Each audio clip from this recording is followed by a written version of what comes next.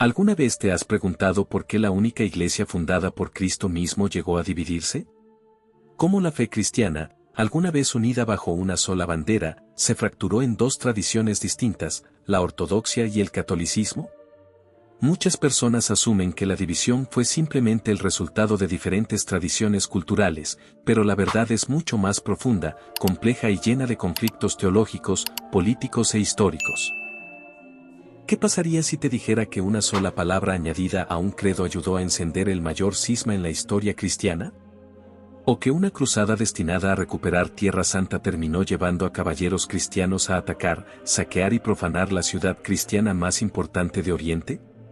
Esto no trata solo de historia. Trata de fe, poder y la lucha por definir qué significa realmente ser la iglesia que Cristo estableció.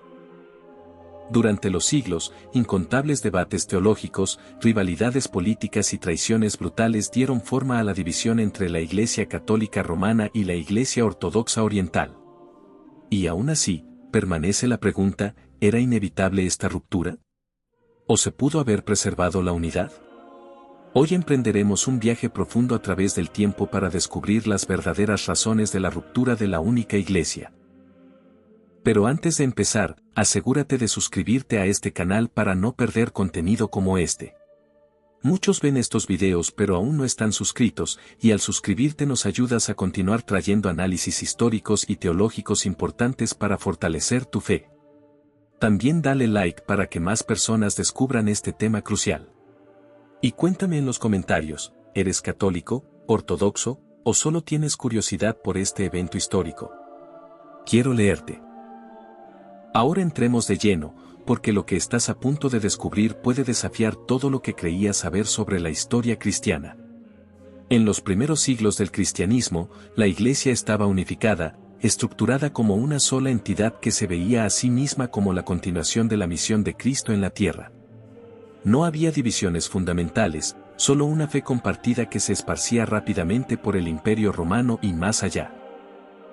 Los cristianos de esa época vivían con un profundo sentido de comunidad, sostenidos por lo que consideraban una tradición apostólica guiada por inspiración divina. La Iglesia estaba estructurada según las enseñanzas de los apóstoles y gobernada por obispos que eran considerados sucesores directos de quienes habían caminado con Cristo. Entre ellos surgieron 5 patriarcados principales: Roma, Constantinopla, Antioquía, Alejandría y Jerusalén. Cada uno ejercía influencia en su región mientras mantenía la unidad de la fe. Esta estructura no se veía como una administración humana, sino como un reflejo del orden divino, donde cada obispo y cada iglesia local formaban parte del cuerpo de Cristo, unidos por la misma doctrina y tradición. La idea de una iglesia, santa, católica y apostólica estaba profundamente arraigada en la mente de los primeros cristianos. Cuando recitaban el credo, proclamaban su fe en esta iglesia única, no como una institución fragmentada, sino como un organismo vivo y cohesivo. Por eso, cualquier división era vista como un peligro espiritual, una amenaza a la unidad que Cristo deseó en su oración, que todos sean uno, Padre, como tú estás en mí y yo en ti. Los primeros cristianos eran plenamente conscientes de esta unidad y combatían todo lo que pudiera comprometer la pureza de la fe transmitida por los apóstoles. Las herejías eran enfrentadas con vigor y se convocaban concilios ecuménicos para asegurar que la doctrina permaneciera intacta. Este compromiso con la unidad permitió a la Iglesia sobrevivir a la persecución romana y expandirse por el mundo antiguo. Con el tiempo, sin embargo, comenzaron a surgir diferencias, algunas sutiles, otras más pronunciadas, que sembraron las semillas de la futura división. Algunas diferencias eran culturales. Oriente y Occidente tenían tradiciones y formas de pensamiento distintas. Otras eran políticas. El colapso del Imperio Romano de Occidente provocó un cambio en las estructuras de poder que impactó la manera en que la Iglesia se gobernaba. Aunque durante siglos se preservó la unidad a pesar de desafíos internos y externos, las tensiones crecieron por una razón clave: la autoridad dentro de la Iglesia y cómo debían interpretarse ciertas doctrinas. Pero antes de llegar al punto de quiebre, es esencial entender cómo se construyó esta unidad y qué papel desempeñó el obispo de Roma. Así surge la pregunta central: ¿cómo y por qué se rompió esta unidad? ¿Qué llevó a una división tan profunda que, incluso siglos después, sigue siendo un obstáculo para la plena reconciliación? Para responder esto, debemos regresar al principio, los cimientos de la Iglesia y el papel central que Roma desempeñó en su historia. La autoridad del obispo de Roma se convirtió eventualmente en uno de los puntos más controvertidos entre Oriente y Occidente. Pero antes de profundizar en esto, debemos entender cómo funcionaba la estructura de la Iglesia primitiva y qué principios guiaban su organización. En los primeros días del cristianismo, la Iglesia no era una institución centralizada, sino una red de iglesias locales, cada una liderada por un obispo. Estos obispos eran vistos como sucesores de los apóstoles, encargados de preservar la fe y guiar a sus comunidades. Aunque todos los obispos eran considerados iguales en autoridad dentro de sus propias iglesias, algunas ciudades tenían un prestigio especial por su importancia histórica y espiritual. Esto llevó a la formación de lo que se llamó la Pentarquía, un sistema donde los 5 grandes patriarcados, Roma, Constantinopla, Antioquía, Alejandría y Jerusalén, eran reconocidos como los centros principales de autoridad cristiana. Cada uno jugaba un papel crucial en mantener la unidad doctrinal y resolver disputas teológicas. Sin embargo, el obispo de Roma ocupaba una posición única debido a su fundamento apostólico. Según la tradición, Pedro y Pablo fueron martirizados en Roma, y Pedro fue considerado el primer obispo de la ciudad. Por eso la Iglesia romana tenía especial reverencia, y su obispo era consultado en cuestiones de fe.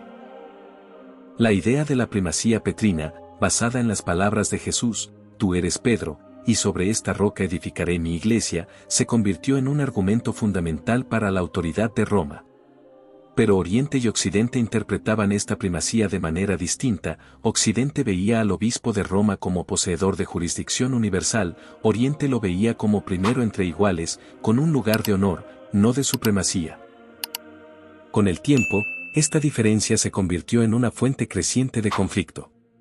Mientras en Occidente el Papa asumía un rol político y espiritual más central, especialmente tras la caída del Imperio Romano de Occidente, en Oriente existía una estrecha relación entre el patriarca de Constantinopla y el emperador bizantino, creando una dinámica diferente. Por los siglos V y V, los debates por la autoridad del obispo de Roma se intensificaron. El Concilio de Calcedonia, 451. Otorgó privilegios especiales al patriarca de Constantinopla, diciendo que la nueva Roma debía tener igual estatus que la antigua Roma. Esto fue rechazado por los papas como un desafío a su primacía. Así, las tensiones entre Oriente y Occidente se hicieron cada vez mayores, preparando el terreno para el cisma definitivo. Uno de los desacuerdos más significativos fue teológico, la comprensión de la Trinidad. Los ortodoxos afirmaban la enseñanza de los padres capadocios. El Padre es la única fuente del Hijo y del Espíritu Santo. Esto estaba reflejado en el credo original, que decía que el Espíritu Santo procede del Padre. Pero en Occidente surgió una modificación, la adición de la frase y del Hijo, filioque. La Iglesia latina, influenciada por San Agustín, enseñaba que el Espíritu procede del Padre y del Hijo. Esta frase fue añadida al credo unilateralmente en Occidente, sin un concilio ecuménico que la aprobara. Para los ortodoxos, esto era tanto una innovación doctrinal como una violación del principio de decisiones colectivas. Para los occidentales, reforzaba la igualdad del Padre y el Hijo. Con el tiempo, el filioque se convirtió en un símbolo de la separación entre Oriente y Occidente. Los ortodoxos lo rechazaban firmemente, los católicos lo defendían. La disputa no era solo teológica, sino también sobre autoridad. ¿Quién tenía derecho a modificar un credo universal? El conflicto escaló con los siglos, hasta convertirse en una de las causas principales del Gran Cisma de 1054. Aunque en tiempos modernos ha habido diálogos entre católicos y ortodoxos, el tema sigue siendo una barrera importante para la unidad. Pero el cisma no fue causado solo por teología. Factores políticos, luchas de poder y fracasos diplomáticos desempeñaron un papel crucial. Para entender completamente por qué ocurrió el Gran Cisma, debemos ir más allá de la teología y adentrarnos en el paisaje político que moldeó la historia cristiana. Los conflictos políticos entre Roma y Constantinopla, así como la creciente rivalidad entre los imperios oriental y occidental, transformaron tensiones teológicas en una ruptura irreversible. El cisma no fue una sola explosión, sino el resultado de siglos de choques culturales, políticos y eclesiásticos.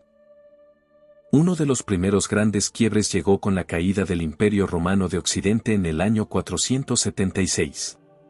Con la desaparición de la autoridad imperial en Roma, el obispo de Roma, el Papa, se convirtió en una de las figuras más poderosas del Occidente, llenando el vacío político dejado por los emperadores.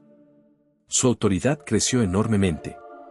Mientras tanto, en Oriente, el Imperio bizantino continuó fuerte. El emperador en Constantinopla mantenía autoridad no solo política sino también eclesiástica, ejerciendo control sobre el patriarca. Esta unión entre Iglesia y Estado en Oriente contrastaba fuertemente con el creciente poder independiente del papado en Occidente, creando dos visiones opuestas de autoridad y gobierno dentro de la Iglesia. En Oriente, este contraste en la forma de gobierno creó una tensión de fondo.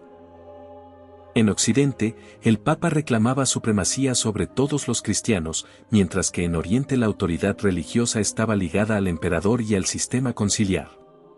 Para los siglos IX y X, los desacuerdos sobre el control territorial y la influencia habían empeorado aún más las relaciones. Uno de los temas más polémicos fue la jurisdicción sobre los Balcanes. Tanto Roma como Constantinopla buscaban extender su influencia sobre los pueblos eslavos recién cristianizados, como los búlgaros y los serbios.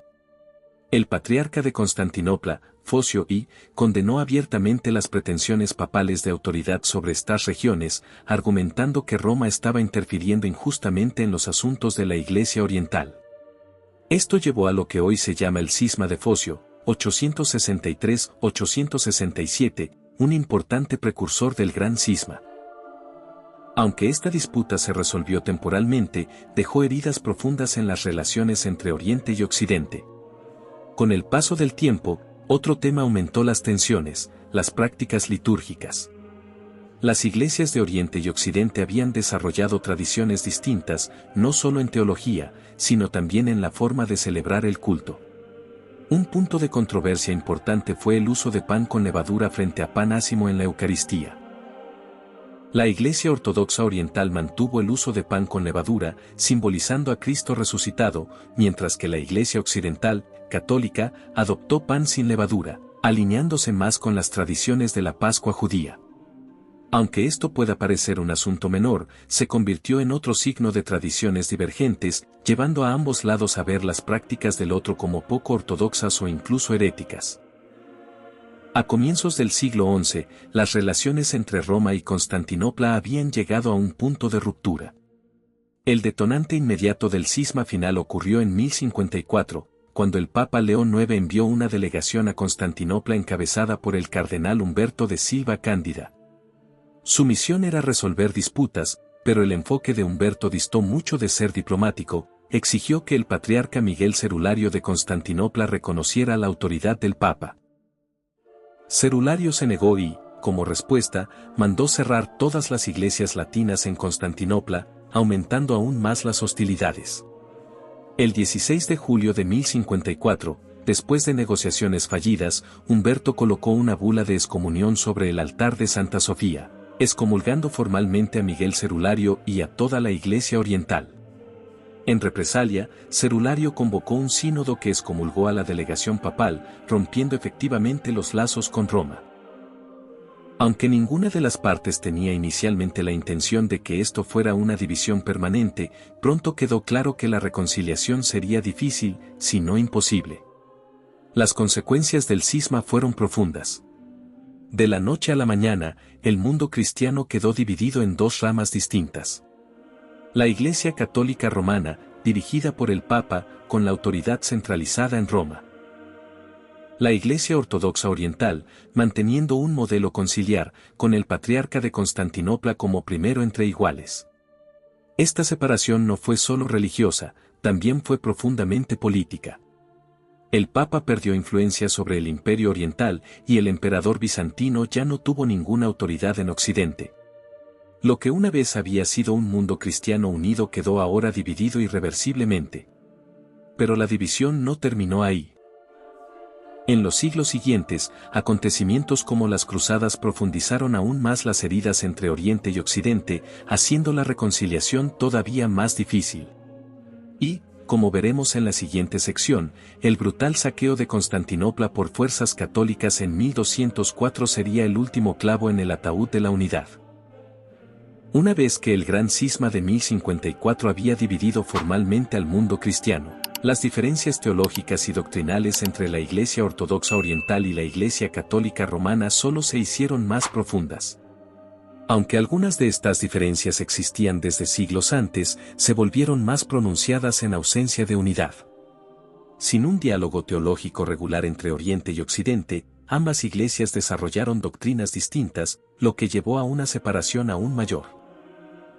Algunos de los desacuerdos doctrinales más significativos que surgieron después del cisma incluyen la infalibilidad papal, la Inmaculada Concepción y la doctrina del purgatorio, enseñanzas que se convirtieron en características definitorias del catolicismo pero que fueron rechazadas por la Iglesia Ortodoxa.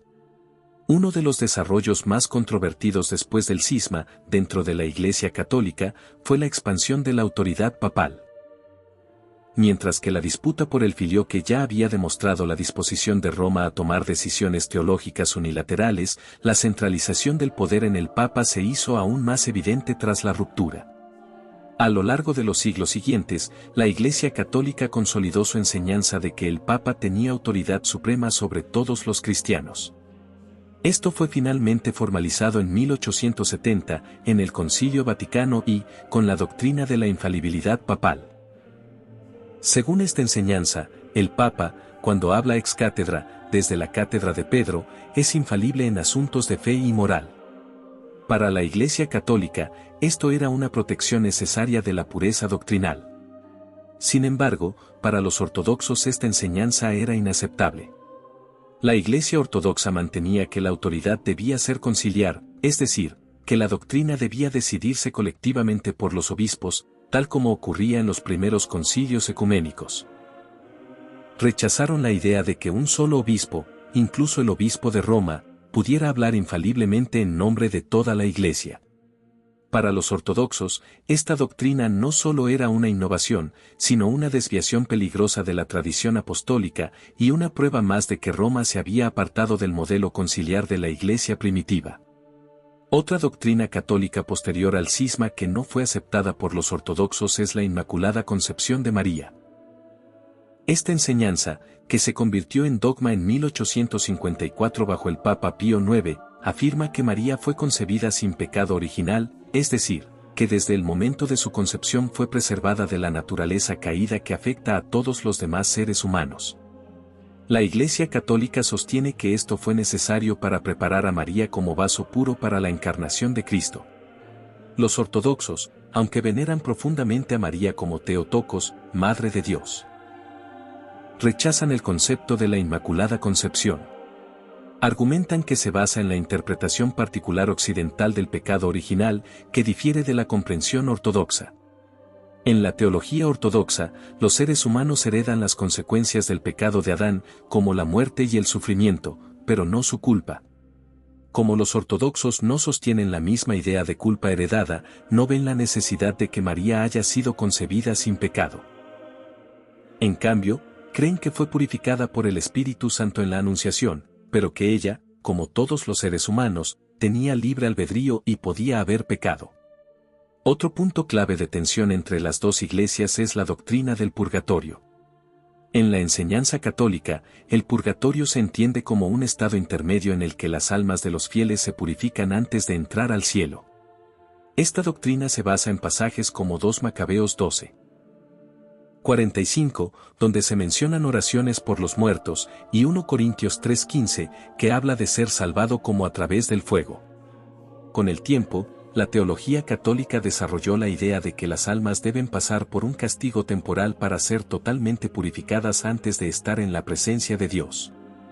La Iglesia Ortodoxa rechaza el concepto de purgatorio, argumentando que es una elaboración innecesaria de la comprensión cristiana primitiva de la vida después de la muerte. En su lugar, sostiene que los difuntos experimentan un anticipo de su destino final, ya sea gozo en comunión con Dios o tristeza por su separación de Él, pero no pasan por un proceso específico de purificación mediante sufrimiento. Las oraciones ortodoxas por los muertos se centran en pedir la misericordia de Dios, no en reducir el tiempo en un estado purgatorial concreto.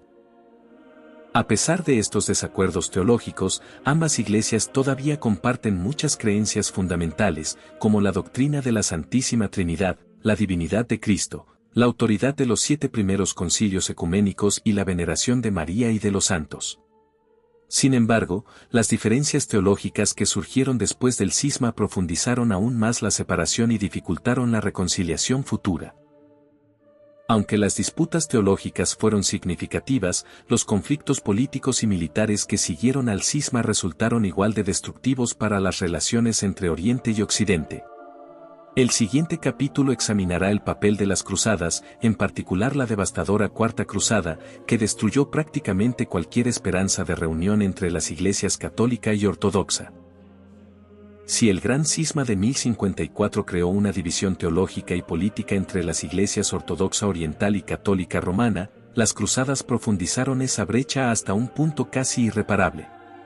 Lo que había comenzado como una disputa sobre doctrina y autoridad se convirtió en hostilidad abierta, culminando en uno de los capítulos más oscuros de la historia cristiana, el saqueo de Constantinopla en 1204. Aunque las cruzadas fueron lanzadas originalmente como expediciones militares para recuperar Tierra Santa del control musulmán, pronto se convirtieron en una fuente de sospecha, resentimiento y violencia entre cristianos de Oriente y Occidente. La primera cruzada, 1096-1099, ofreció en un inicio una oportunidad de cooperación entre Oriente y Occidente. El emperador bizantino Alejo y Comneno, ante la creciente presión de las invasiones turcas, pidió ayuda militar a Occidente. El Papa Urbano II, aprovechando la oportunidad de extender la influencia papal y unir la cristiandad bajo el liderazgo romano, convocó una cruzada para recuperar Jerusalén. Sin embargo, las tensiones emergieron rápidamente. Los cruzados occidentales se veían a sí mismos como guerreros superiores, mientras que los bizantinos los consideraban indisciplinados y poco fiables. Los cruzados esperaban el apoyo total del imperio bizantino, pero Alejo actuó con cautela, priorizando la defensa de su propio imperio sobre las ambiciones de los cruzados. Cuando los cruzados capturaron Antioquía en 1098, en lugar de devolvérsela a los bizantinos como habían prometido, se la quedaron, marcando un precedente para futuras traiciones. Para cuando llegó la Cuarta Cruzada, 1202-1204, la frágil alianza entre Oriente y Occidente se había desintegrado por completo. Lo que se suponía sería una expedición para recuperar Jerusalén tomó un rumbo inesperado cuando los cruzados, manipulados por rivalidades políticas y deudas financieras, volvieron sus ejércitos contra la ciudad cristiana de Constantinopla en 1204. Bajo el pretexto de instalar a un emperador bizantino pro-occidental, los cruzados asaltaron la ciudad, cometiendo actos de violencia brutal, saqueo y profanación.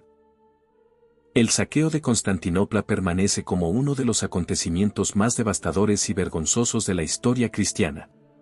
Iglesias, monasterios y reliquias sagradas fueron saqueadas, y la Gran Santa Sofía, el corazón espiritual del cristianismo oriental, fue profanada por caballeros católicos. Artefactos sagrados fueron robados y llevados a Occidente, algunos de los cuales siguen en catedrales occidentales hasta hoy. Mujeres fueron violentadas, casas incendiadas y los tesoros bizantinos saqueados, todo a manos de otros cristianos. No fue una batalla contra el Islam, sino un ataque al mundo cristiano oriental por parte de Occidente latino. El propio Papa, Inocencio III, condenó el ataque, pero para entonces el daño ya estaba hecho. El mundo ortodoxo nunca se recuperó del todo de la humillación y devastación de 1204. El imperio bizantino quedó fracturado y, durante casi 60 años, Constantinopla estuvo gobernada por un gobierno títere católico bajo el llamado Imperio Latino, 1204-1261. Los bizantinos finalmente recuperaron su capital, pero el imperio nunca volvió a su antigua fuerza. Mientras tanto, la relación entre las iglesias oriental y occidental quedó permanentemente marcada. Cualquier esperanza de reconciliación entre ortodoxos y católicos fue destruida por el recuerdo de la Cuarta Cruzada. Hasta el día de hoy, el saqueo de Constantinopla sigue siendo un gran obstáculo en las relaciones ortodoxo-católicas. Aunque papas modernos han pedido perdón por los acontecimientos de 1204, la herida no se ha curado del todo. Las cruzadas, que originalmente debían unir a los cristianos contra un enemigo común, terminaron profundizando el odio, la desconfianza y el alejamiento entre Oriente y Occidente. Pero, a pesar de toda la sangre derramada y la traición, sigue en pie la pregunta: ¿puede restaurarse alguna vez la unidad? En la siguiente sección exploraremos el estado actual de las relaciones ortodoxo-católicas, los diálogos teológicos en curso y los desafíos que aún se interponen en el camino de la reconciliación, siglos después del gran cisma de 1054 y de los devastadores acontecimientos de las cruzadas. La relación entre las iglesias ortodoxa oriental y católica romana sigue siendo compleja. Aunque ha habido esfuerzos de reconciliación, profundas diferencias teológicas, doctrinales y estructurales siguen impidiendo la plena unidad. Sin embargo, en las últimas décadas ha surgido un renovado espíritu de diálogo, lo que plantea la pregunta: ¿es posible que la Iglesia vuelva a ser una? Uno de los obstáculos más persistentes para la reunificación es el tema de la supremacía papal. La Iglesia Católica sigue afirmando que el Papa de Roma es la máxima autoridad sobre todos los cristianos, con la capacidad de hablar infaliblemente en asuntos de fe y moral. Los ortodoxos, sin embargo, rechazan esta afirmación, insistiendo en que la Iglesia primitiva funcionaba según un modelo conciliar, donde las decisiones se tomaban colectivamente por los obispos en concilios ecuménicos. Aunque los ortodoxos reconocen la primacía histórica del obispo de Roma, lo ven como primero entre iguales, no como gobernante universal. Esta diferencia fundamental en la comprensión de la Iglesia, eclesiología, sigue siendo una de las mayores barreras para la unidad. Otro punto permanente de controversia es la doctrina del filioque, que, pese a discusiones teológicas, continúa simbolizando las diferencias en la teología trinitaria entre Oriente y Occidente. Aunque algunos teólogos católicos han reconocido que la formulación oriental original del credo es válida, la Iglesia Católica no ha eliminado oficialmente la cláusula del filioque de su liturgia. Esto dificulta que los cristianos ortodoxos vean un compromiso teológico genuino, puesto que siguen defendiendo la redacción original del credo de Nicea-Constantinopla como inviolable. Más allá de las disputas teológicas, también existen diferencias litúrgicas y culturales significativas que dificultan la reunión. La Iglesia Ortodoxa se ha mantenido profundamente enraizada en sus tradiciones antiguas, adhiriéndose estrictamente a las prácticas litúrgicas bizantinas, a las disciplinas de ayuno y a la espiritualidad monástica. La Iglesia Católica, por otro lado, ha pasado por varias reformas litúrgicas, especialmente después del Concilio Vaticano II, introduciendo elementos modernos en su culto, como el uso de lenguas vernáculas en lugar de latín. Aunque estas diferencias puedan parecer secundarias, reflejan una divergencia filosófica más amplia. Los ortodoxos enfatizan la preservación del pasado, mientras que los católicos han abrazado la innovación y la adaptación. A pesar de estos desafíos, los siglos XX y XXI han visto un progreso significativo en el diálogo ortodoxo-católico. En 1965, el Papa Pablo VI y el patriarca Atenágoras dieron un paso histórico al levantar las mutuas excomuniones de 1054, un gesto simbólico hacia la sanación de siglos de división.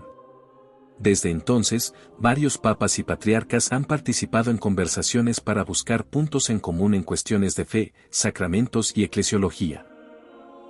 Los esfuerzos de Juan Pablo II, Benedicto XVI y Francisco han mostrado una auténtica voluntad de acercamiento, y muchos líderes ortodoxos han correspondido a este esfuerzo. Uno de los signos más esperanzadores de reconciliación es el reconocimiento de los sacramentos entre las dos iglesias. A diferencia de las denominaciones protestantes, que la Iglesia Católica generalmente considera carentes de sucesión apostólica, la Iglesia Ortodoxa es reconocida como poseedora de sacramentos válidos, incluyendo la Eucaristía y el orden sacerdotal. Esto significa que, a pesar de sus diferencias, ortodoxos y católicos siguen compartiendo un vínculo sacramental y teológico profundo. Sin embargo, el camino hacia la unidad sigue siendo largo e incierto. El nacionalismo, las heridas históricas y las divisiones internas en ambas iglesias continúan dificultando el diálogo. Muchos cristianos ortodoxos, especialmente en Rusia y Grecia, siguen viendo a Roma con profunda desconfianza, percibiendo los intentos católicos de reconciliación como un disfraz de dominación. En el lado católico, muchos siguen sin comprender bien la teología y espiritualidad ortodoxas, lo que genera malentendidos y reservas sobre una reunificación plena. En última instancia, el futuro de la unidad ortodoxo-católica depende de la paciencia, la humildad y el compromiso con un verdadero diálogo. Aunque la reunificación completa pueda no ocurrir en un futuro inmediato, las discusiones teológicas continuas, los esfuerzos comunes en obras humanitarias y el respeto mutuo podrían abrir el camino hacia un sentido más profundo de solidaridad cristiana. La pregunta permanece: ¿es posible la unidad, o las heridas de la historia han sido demasiado profundas? Esto es algo que solo el tiempo, la fe y la voluntad de Dios pueden determinar. Después de todo lo que hemos explorado, las disputas teológicas, los conflictos políticos, las traiciones y los siglos de división, todavía queda una pregunta: ¿puede la única iglesia llegar a reunirse alguna vez? Las heridas de la historia son profundas, y hasta hoy las iglesias ortodoxa oriental y católica romana siguen separadas, cada una aferrada firmemente a sus tradiciones, doctrinas y comprensión de la autoridad. Sin embargo, en los últimos años el diálogo ha aumentado y ambas partes han dado pasos hacia una mayor comprensión y respeto mutuos. ¿Pero qué piensas tú? ¿Es posible la reunificación o las divisiones se han vuelto demasiado grandes? Déjame saber tu opinión en los comentarios. Quiero escuchar tu perspectiva sobre esta división histórica y espiritual. Y si te pareció valioso este análisis profundo de la historia cristiana, no olvides darle like a este video, suscribirte al canal y activar las notificaciones para que no te pierdas futuros contenidos que descubren las verdades ocultas de la fe y la historia. Y si te interesa aprender más sobre otros momentos controvertidos en la historia de la Iglesia, asegúrate de ver el siguiente video que aparece en tu pantalla. Tampoco te olvides de suscribirte al canal. Nos vemos pronto. Amén.